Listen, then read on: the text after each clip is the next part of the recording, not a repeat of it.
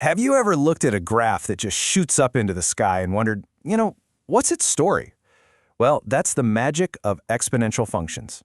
Today, we're going to decode these curves. We're going to start with the most basic one and build out its entire family tree. And trust me, by the end of this, you'll see how just a few simple rules let you understand and sketch any of them. So, let's start with a big question. We see exponential equations all the time, right? They describe everything from how your savings grow to how things decay in science. But why bother turning that equation into a picture? What can a graph actually show us that all those numbers and symbols are hiding? The answer, in one word, is insight. A graph gives you this intuitive feel for how something is changing. You can literally see the story playing out, and that helps you predict what's going to happen next. And to really get that story, we have to start with the main character. And here it is, the parent function. f of x equals b to the x power. Think of this as the genetic blueprint. Seriously, every single complex exponential graph you will ever see is just a modified version of this simple, fundamental shape. If you can understand this one, you've got the key to unlocking all the others. Now, this parent function kind of has two different personalities, and it all comes down to the base, that little letter b.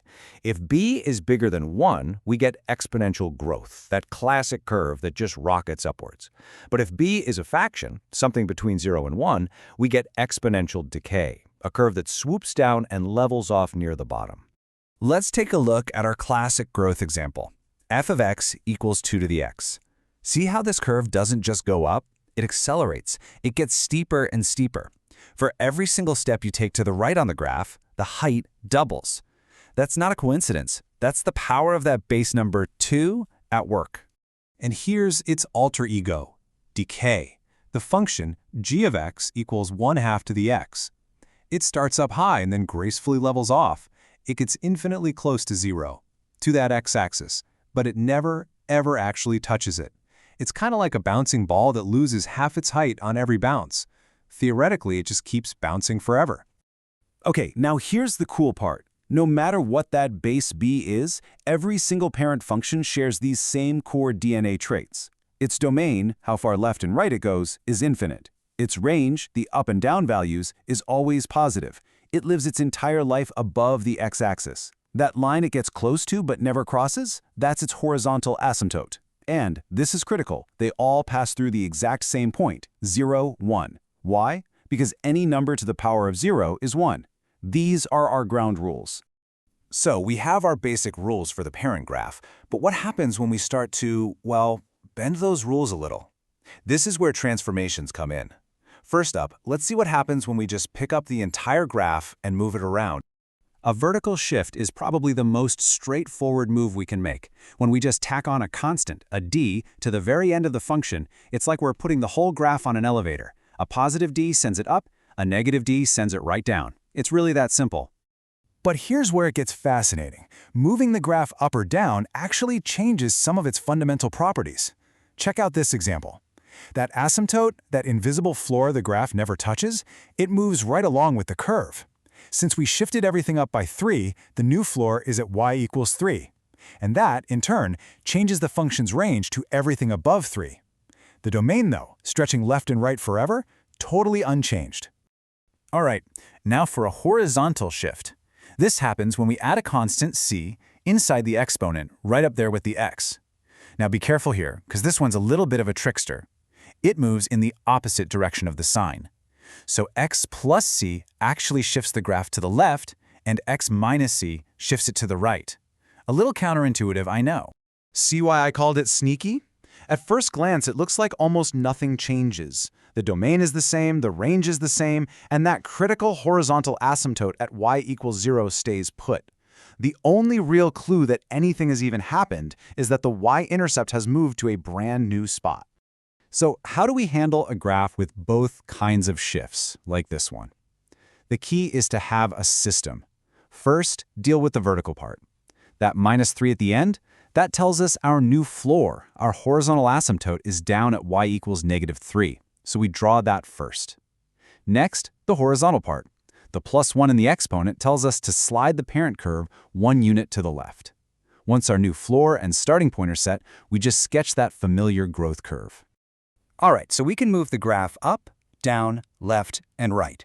Now let's actually change its shape. For this next part, I want you to imagine we're looking at our parent function in a funhouse mirror.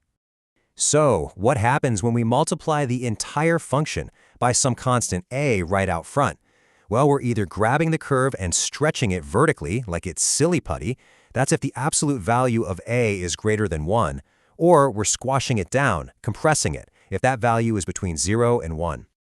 Now, a simple negative sign can completely flip our graph, but where you put it changes everything. If you put a negative out front, on that a value, it flips the entire graph upside down, right over the x-axis. But if you tuck that negative inside the exponent, it flips the graph sideways over the y-axis. And get this is so cool. When you reflect a growth curve horizontally, it actually becomes a decay curve. Okay, it is time for the family reunion. Let's take all of these transformations, the shifts, the stretches, the reflections, and combine them into one single all-powerful equation. And here it is, the master equation. You should think of this thing as the control panel for your graph. The a value, that's your vertical stretch and your reflection controller. The c value, tucked away up in the exponent, that's your horizontal slider. And d, hanging out at the very end, that's the elevator button for your vertical shifts. With just these 4 controls, you can create any exponential graph you can possibly imagine. This table right here, this is your ultimate cheat sheet. It's the Rosetta Stone that connects the visual graph to the algebraic equation. You can look at any equation and know exactly what its graph is going to do. Or you can see a transformed graph and work backward to write its exact formula. It's incredibly powerful. Let's put that toolkit to work. Let's say we're given a description, and we have to build the function. Okay, step 1, identify the parent. The function is based on e to the x, so our base b is e. Step 2, look for a stretch. It's vertically stretched by 2, so our a value is 2. Step 3, check for horizontal stuff. It's reflected across the y-axis, which we know means we replace x with a negative x. Step 4, any vertical shifts? Yep, shift it up 4 units, so our d is 4. And finally, step 5, we just assemble all those pieces into our final equation. So we've just broken down this whole world of exponential functions into 4 basic moves. What's the big takeaway here? What's the point of having this transformation toolkit? The point is, you don't have to go out and memorize hundreds of different graphs. No way. Instead, you just need to deeply understand one parent function and the 4 transformations we've talked about. That's it. This toolkit lets you deconstruct and truly understand any exponential function that ever gets thrown your way. And this right here is why it all matters. These tools aren't just for a math test. They let you visually model everything from how money grows with compound interest to how materials radioactively decay. So, I'll leave you with this question to chew on. Now that you can read the story inside these curves, what real-world story will you be able to tell?